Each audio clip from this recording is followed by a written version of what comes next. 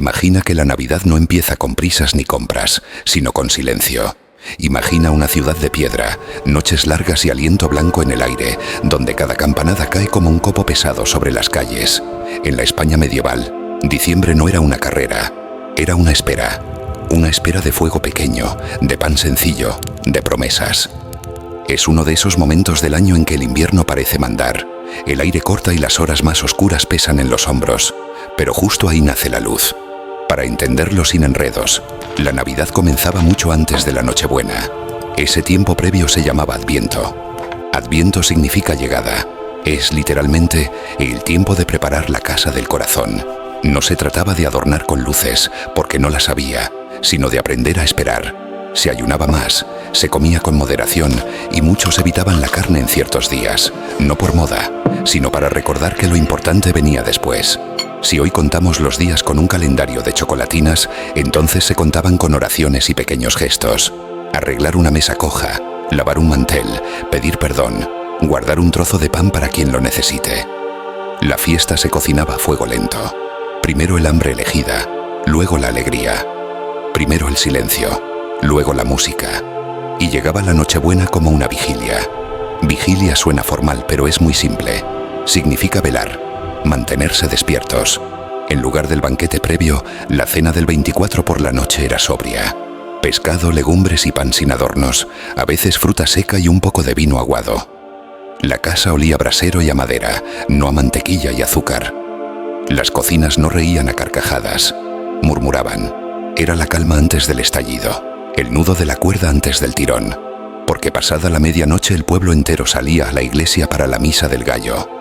No había lluvia de mensajes ni fotos del mantel. Había capas, capuchas, faroles y pasos sobre piedra. Familias enteras caminaban juntas. La niebla, si la había, parecía subir desde el suelo. Y esa caminata ya era parte de la fiesta. Era decirle al invierno, vamos. Y decirse entre todos, estamos juntos. La misa del gallo no debe asustarnos con su nombre. No es una misa de granjeros. Es la misa que anuncia el primer canto, como el gallo que avisa del alba. La iglesia fría y solemne se convertía en un abrigo común. El coro entonaba melodías antiguas que subían como hilo de humo hacia las bóvedas. A veces se representaban pequeñas escenas del nacimiento con gestos y movimientos, no con grandes discursos. Un pastor que se acerca, una madre que arropa, un padre que mira en silencio. El niño no llevaba pilas, llevaba esperanza. Y mientras hoy muchos miramos el reloj para saber a qué hora abrir los regalos, entonces se miraba al altar para recordar por qué se abrían las manos. El momento no era de espectáculo, sino de certeza tranquila. Y sin embargo, había emoción, el murmullo, el olor a cera, el calor compartido, las miradas que descansan un poco en la misma dirección. Allí todas las edades se reconocían, desde el anciano que sabía los cantos de memoria hasta el niño que por primera vez comprendía que la noche puede ser buena sin ruido. Al día siguiente todo cambiaba de signo. Se rompía la austeridad. El 25 de diciembre la mesa se agrandaba de golpe. Donde hubo sopa clara, aparecía carne. Donde hubo pan austero, llegaban panes con especias, embutidos y, si la casa lo permitía, aves asadas o guisos que sabían a fiesta. No se trataba de lujo por lujo, sino de señalar el paso del ayuno a la celebración. Era el mismo mantel, pero con otro brillo en los ojos de quien servía y de quien comía. Hoy lo hacemos con altavoces y listas de reproducción. Entonces lo hacían con voces y cuchillos bien afilados. Y no siempre había abundancia. Muchas mesas eran humildes y festejaban con lo que había. Pero incluso en la mesa más sencilla entraba un gesto nuevo. El mejor trozo se ofrecía, se compartía, se guardaba para el que no podía venir. La fiesta no era solo comer más, era comer juntos y mejor. Si miramos la despensa, encontramos una clave dulce, la miel y la almendra. En muchas zonas, los dulces de miel, frutos secos y masa eran la manera natural de guardar energía y celebrar. Piensa en turrones primitivos, en tabletas rústicas sin envoltorio brillante, pero con una densidad que alimenta. Piensa en el mazapán como pasta de almendra trabajada con paciencia, nacida muchas veces entre muros de convento, donde las manos sabían medir sin báscula. No había aditivos con nombres raros. Había mortero, calor suave y tiempo. Y si hoy abrimos una bandeja y todo sabe igual, entonces cada casa tenía su toque. Un poco más de miel, una pizca de canela, un tostado más largo. Los dulces no eran un exceso ajeno a la vida. Eran una reserva de alegría para días fríos, una forma comestible de decir gracias. Otra palabra que puede sonar lejana es aguinaldo. No es un hechizo, es un regalo pequeño que se da por Navidad o por Año Nuevo. A veces era una moneda, otras un pan redondo, unas castañas, un puñado de confites. También existía la costumbre de las estrenas, que eran obsequios del día 25 o del primer día del año. No lo repartía un personaje vestido de rojo con barba blanca, porque ese vendría mucho después. Lo repartían manos conocidas, el señor a sus criados, los padrinos a sus ahijados, los mayores a los pequeños. Ese dar y recibir no se vivía como una compra disfrazada, sino como una costumbre que ordenaba afectos. El significado de aguinaldo cabe en cualquier boca. Es un gracias que se puede morder. Y es curioso comparar. Hoy los regalos van envueltos en papeles perfectos. Entonces podían ir en una tela limpia, en una cesta o simplemente en la palma abierta. Acompañaba más la intención que el envoltorio, y eso dejaba más espacio para el asombro. Y si hoy medimos la Navidad por luces y escaparates, ellos la medían por campanas. La ciudad se adornaba con ramas verdes, acebo, laurel, hiedra. No había guirnaldas de plástico, pero sí paredes vivas. Las casas ponían lo que tenían: una vela, unas telas limpias, un mantel sin manchas. Y en las iglesias poco a poco se fueron haciendo populares los nacimientos, escenas del portal de Belén con figuras sencillas. No siempre hubo tallas finas, a veces eran piezas de barro, madera o tela, con ojos pintados y manos toscas. Bastaba que contaran bien la historia. Un pesebre de verdad, un poco de paja seca y un candil para iluminar, y ya estaba, el mundo reducido a un rincón caliente. La música no llegaba por altavoz, sino por garganta y tambor. En las catedrales resonaba el canto llano, una melodía a una sola voz, hecha para que cualquiera pudiera seguirla sin perderse. Y fuera, en las plazas y en las cocinas, sonaban canciones más vivas. Aquí entra otra palabra que quizá te suene distinta de lo que crees: villancico. Hoy la usamos para cualquier canción de Navidad, pero su origen es más terrenal. Viene de villano, que no es el malo del cuento, sino el vecino del villaje, del pueblo. Al principio el villancico era una canción popular, pegadiza, que hablaba de la vida diaria. Con el tiempo, algunas de esas melodías se juntaron con la fiesta y se volvieron navideñas. Es bonito verlo así. Lo que la gente cantaba en la calle entró en la iglesia, y lo que sonaba en la iglesia salió a la calle. Dos mundos que se daban la mano sin pelearse. Además, había pequeñas representaciones que hoy llamaríamos teatro, aunque entonces nadie las anunciaba con carteles. Dentro de las iglesias, en algunas ciudades, se escenificaba el asombro de los pastores o la llegada de los Reyes Magos con gestos, versos sencillos y música. No esperes trajes brillantes ni focos. Espera piel de oveja, coronas de madera dorada. Por supuesto no era oro. En muchas casas pintaban la corona con tierra amarilla y un barniz ligeramente teñido. A la luz del brasero brillaba lo justo y parecía de metal. Piensa en un vecino haciendo de pastor, en otro haciendo de rey, en un niño con una estrella de papel encerado. El público no pagaba entrada, pagaba con atención, y a la salida la escena se quedaba flotando en la cabeza como una estampa. Así funcionaba la memoria cuando no había pantallas, con voces, con gestos y con repeticiones deseadas cada año. Aprender era recordar juntos. Los niños esperaban a los reyes, pero no esperaban cabalgatas con carrozas brillantes, porque esa costumbre llegaría mucho más tarde. Lo que esperaban era despertar el 6 de enero y encontrar un detalle, una figura de madera, una fruta especial, unas almendras confitadas, unas bolas de miel endurecida. Si preguntas por el rosco o roscón de reyes, imagina una rosca más simple, a veces de pan dulce sin grandes adornos, con miel o azúcar por encima. No había sorpresa escondida dentro, o no siempre. La sorpresa era tener algo dulce que cortar y repartir. Se dejaba un zapato, se dejaba un poco de agua para los animales de los reyes, se dejaba espacio en el corazón para la novedad. El brillo no estaba en el envoltorio, sino en los ojos. Esa es la parte que no envejece, el regalo como promesa pequeña de alegría compartida. En los hogares del campo, la Navidad olía distinto que en la ciudad. Olía a establo, a humo de encina, a lana.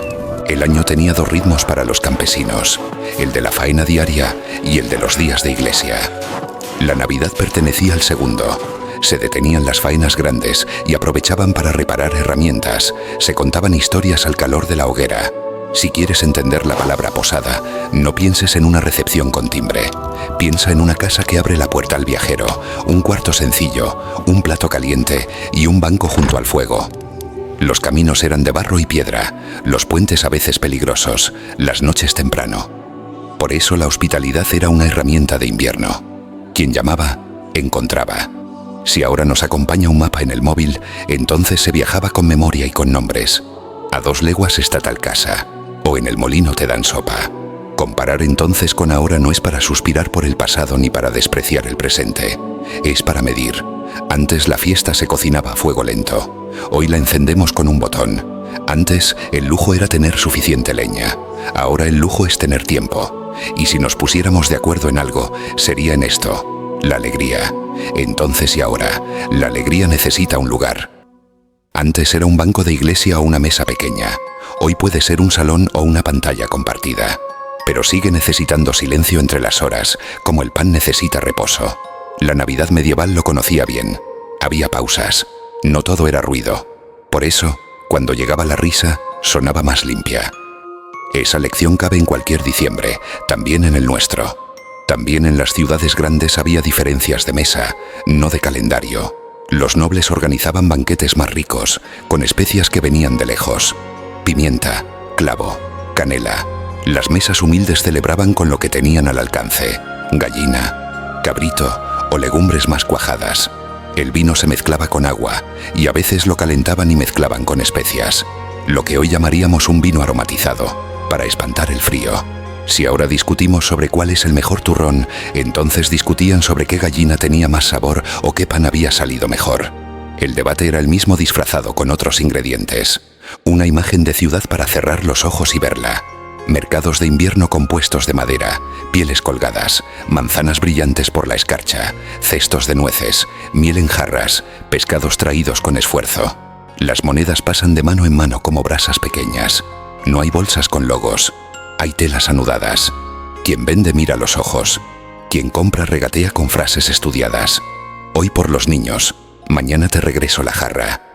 La confianza no es un eslogan. Es una cuerda que se usa a diario. Las campanas marcan los cambios de luz y la ciudad respira su ritmo. En un rincón, un ciego canta por unas monedas. En otro, un artesano enseña una figura recién tallada para el portal. Un niño prueba un tambor. Un anciano calienta las manos sobre una taza de vino caliente. La escena puede ser de ayer o de hace 700 años. Lo importante se reconoce sin calendario. Y las casas, muebles escasos y fuertes, camas altas para huir del suelo frío, tapices si hay dinero, telas si no lo hay, bancos de piedra junto al fuego. No hay árboles de plástico, pero puede haber un ramo verde en un rincón, una figura de barro sobre un aparador, una vela perfumada con hierbas secas. Las cocinas son el corazón. Cazos de hierro, calderos, cucharas grandes de madera, paneras. Si te cuesta imaginarlo, piensa en una noche sin zumbidos eléctricos. El oído aprende de nuevo a escuchar los pasos, el sonido de las cucharas, las típicas risas lejanas. Pero los olores son los que mandan. El pan tostado recién hecho, el olor de un caldo cocido a fuego lento, el acogedor olor a leña. Las manos trabajan sin apuro, porque la prisa era cara y la paciencia barata. Y en medio de todo la conversación, historias de mercado, noticias del camino, recuerdos de otros inviernos o planes discretos para la siembra que vendrá. Pero también había normas, claro. La iglesia marcaba ritmos, y esos ritmos eran respetados, con sus más y sus menos. La moral pública era más estricta que la nuestra, pero no por ello menos humana. La gente bailaba y reía, sí, pero había momentos y lugares para cada cosa. Lo sagrado se reservaba en el templo, lo profano en la plaza. Y sin embargo, en Navidad lo sagrado y lo diario iban de la mano. Un canto popular entraba en el coro. Un verso del coro salía a la calle. Si nos preguntamos por el rito mozárabe, no nos perdamos. Era una manera local de celebrar la misa que sobrevivió en Toledo. Decir rito no es decir ritual oscuro. Es decir costumbre, estilo, música con acentos propios. Para quien entraba por primera vez, sonaba distinto sin dejar de sonar familiar. Para quien había crecido allí, era como escuchar la voz de su barrio dentro de la iglesia. En muchos pueblos, estos días eran también tiempo de reconciliación. Si dos vecinos estaban a malas, era el momento de estrechar manos. Si una deuda encogía el ánimo, se renegociaba. Si un anciano vivía solo, la comunidad lo visitaba. La Navidad nos pone juntos, quizá porque el frío no perdona solitarios. Y esa es otra comparación hermosa con hoy. En las ciudades grandes a veces cuesta ver al que tienes al lado. En aquel entonces, aunque las distancias eran largas, los círculos eran pequeños y atentos. Los días entre Navidad y Año Nuevo, y hasta Reyes, eran un pequeño valle de tiempo con resonancias de descanso. No todo se detenía, porque el invierno nunca firma tregua, pero se bajaba el ritmo. Había también bromas y juegos.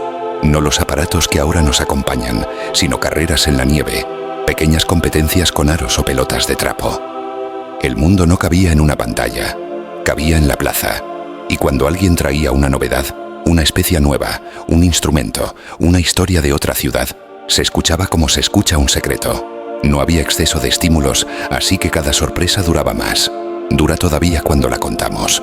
Ese es el regalo de las cosas bien dichas y bien vividas, que no hacen ruido pero hacen eco. Hoy, cuando ponemos luces, a veces olvidamos que la luz de entonces era cara y escasa. Por eso una vela bien cuidada era una pequeña riqueza, y un farol era un tesoro que se prestaba. La noche de Nochebuena llenaba las calles de puntos cálidos moviéndose de un portal a otro, como si el pueblo entero fuese una constelación a ras de suelo. Esa imagen también nos compara. Hoy encendemos miles de bombillas sin pensar. Entonces se encendía una llama con cuidado, y alguien la protegía con la mano para que no muriera al primer golpe de viento. En los talleres, diciembre traía encargos específicos. El carpintero arreglaba bancos para la iglesia, el herrero reparaba bisagras, el curtidor entregaba guantes para el frío, el tejedor aportaba mantas. Los conventos preparaban dulces de venta ocasional que ayudaban a sostener la comunidad, y las casas nobles apartaban piezas de ropa y calzado para repartirlas entre sus servidores. Cada oficio encontraba un modo de entrar en la fiesta. Y esa es una idea sencilla y útil para hoy. Cada uno suma con lo que sabe. Quien cocina, cocina. Quien canta, canta. Quien repara, repara.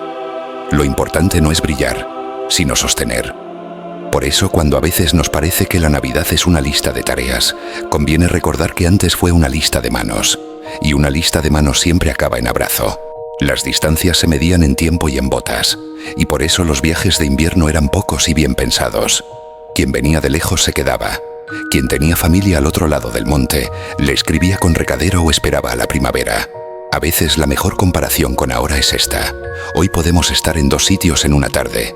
Entonces estar en un sitio con toda el alma ya era un viaje completo. La Navidad no era cambiar de paisaje, sino cambiar de ritmo. El 31 de diciembre no estaba lleno de uvas ni de relojes en la tele. Era una noche más dentro de un periodo festivo que miraba hacia Reyes. Aún así, había una sensación de cierre, de inventario. Se contaban sacos, se revisaban cuentas, se verificaba la leña, se miraba el cielo por si llegaba nieve. La fiesta no tapaba la vida, la iluminaba un poco. Y esa luz, pequeña pero constante, es la que explica por qué tantos siglos después seguimos buscando en estas fechas un calor que no dan las mantas sino las personas. Si hoy nos preguntamos qué recuperar de aquella Navidad, quizás serían tres cosas muy simples. La primera, la espera sin ansiedad, esa pequeña gimnasia del alma que consiste en no tenerlo todo ya. La segunda, la mesa compartida, aunque sea modesta, donde cada uno aporta algo y por un rato todos estamos a la misma altura. La tercera, la mezcla de canto y relato, de voz y mirada, que convierte una noche más en una memoria común. Lo demás, luces, envoltorios, promociones. Está bien, pero es añadido. El núcleo es lo humano y, si quieres, lo elemental. Un fuego, un pan, una historia. Con eso se podía hacer una Navidad hace 8 siglos y con eso se puede hacer una Navidad hoy.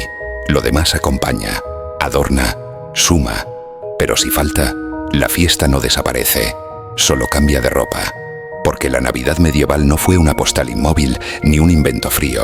Fue un tejido vivo, donde cada invierno se zurcía la esperanza para que el año nuevo no empezara con agujeros. Fue la forma humilde de decir aquí seguimos, cuando el viento soplaba fuerte, y de decir gracias por lo que había, sin olvidar a quien faltaba.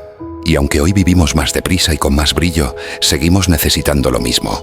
Un tiempo que nos enseña a parar, un fuego alrededor del cual mirarnos y un relato que nos recuerde quiénes somos cuando quitamos el ruido. Si conseguimos eso, entonces hemos entendido a aquellos hombres y mujeres de piedra y lana, y casi sin darnos cuenta, también nos habremos entendido a nosotros.